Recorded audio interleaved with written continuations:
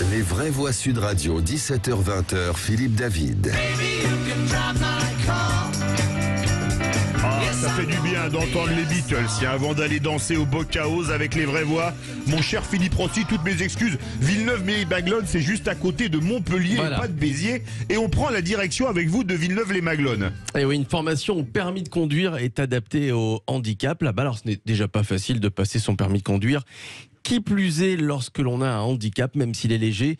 L'association Les Compagnons de Maglones et l'auto-école de Montpellier Clé de Route ont travaillé ensemble et proposent justement une formation très spéciale, une formation adaptée. Michel Lornier est avec nous, bonsoir. Bonsoir à tous. Bonsoir à vous, Madame Lornier, vous êtes enseignante de la conduite et de la sécurité routière. Tiens, expliquez-nous déjà qu'est-ce que l'association Les Compagnons de Maglones, puisque c'est d'eux dont il s'agit. Alors, les Compagnons de Maglones, donc moi je n'y travaille pas, moi je suis à Clé de Loutre, l'auto-école sociale. Oui, tout à fait. Les Compagnons sont un ESAT, donc c'est une entreprise qui permet à des personnes en situation de handicap d'avoir accès à un emploi et d'être donc salariés. Voilà. Alors justement, cette demande de formation adaptée a été faite par les Compagnons. C'est vrai qu'ils font souvent du covoiturage et ils voulaient avoir ce qu'on a nous, c'est-à-dire cet espace de liberté en conduisant une voiture. Comment avez-vous adapté cette formation pour eux ? Alors, on l'a adapté déjà en dissociant vraiment le code et la conduite. Pour l'instant, on attaque la théorie, le code de la route. On se déplace sur le lieu de l'ESAT, de Villeneuve. On va aller voir une fois par semaine. En même temps, les éducateurs en foyer les font travailler régulièrement sur une application Internet qu'on a mis à leur disposition.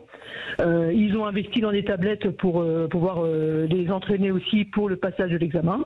Et au niveau de la pédagogie, bien tout simplement, on reformule beaucoup, on explique tous les mots, on explique toutes les tournures de phrases, on va décortiquer chaque question et essayer de la rendre accessible. Oui, parce qu'il faut bien expliquer que lorsqu'ils passent leur code, évidemment, c'est le code que tout le monde passe, c'est le même code. Tout à fait. Voilà, on est d'accord. Donc c'est pour ça qu'en amont, vous décortiquez avec eux et expliquez bien les mots en général.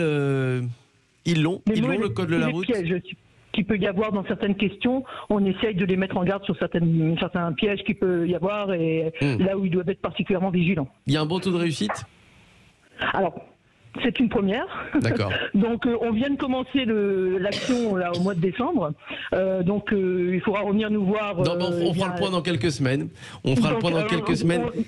Voilà, notre calendrier est un petit peu plus long, donc il faut être quand même assez réaliste. Ce sont des personnes qui sont quelquefois en difficulté d'apprentissage conséquente et donc qui auront besoin de beaucoup de temps pour pouvoir progresser. On part avec quand on travaille avec eux, par exemple, on fait pas des séries de 40 questions, on fait des séries de 5 ou 10 questions. Donc cette formation est prévue pour durer 1 an et plus si nécessaire. Alors, donc on part sur un projet de longue haleine. Pour finir, vous avez expliqué donc comment vous procédiez pour le code de la route. Pour ce qui est de la conduite, voilà, donc on est en plein dans la pratique. Comment vous avez adapté la formation ? Alors, pour la conduite, nous envisageons essentiellement de la boîte automatique. Donc, un véhicule boîte automatique qui est quand même beaucoup plus simple d'accès et qui permettra pour bon nombre d'entre eux qui ont déjà des véhicules soit sans permis, soit des scooters, de pouvoir s'approcher du plus possible du niveau de l'examen. Bon, alors on a très bien compris que dans 1 an, on reviendra vers vous, Michel Lornier, enseignante de la conduite et de la sécurité routière, et j'espère que vous nous annoncerez qu'il y a 100% de réussite dans cette formation permis de conduire adaptée au handicap. On croise les doigts. On croise les doigts. On l'espère également. Et bravo pour votre initiative.